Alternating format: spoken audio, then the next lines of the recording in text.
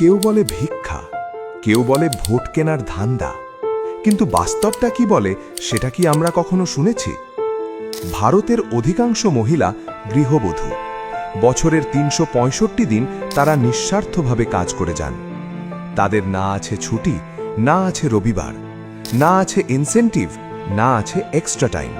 অথচ এই গৃহবধূদের শ্রমের ওপর ভর করেই আমরা স্কুলে যাই, কলেজে যাই, অফিসে যাই। অফিসে একদিন ওভারটাইম হলে আমরা রাগ করি, বিরক্ত হই, কিন্তু আমাদের বাড়ির মা দিদিরা মুখ বুজে প্রতিদিন সংসার চালিয়ে যান। তাদের পরিশ্রমের কোনো মজুরি নেই। নিজেদের ছোট ছোট শখ পূরণ করতেও তাদের হাত পাততে হয় স্বামীর কাছে, ছেলের কাছে।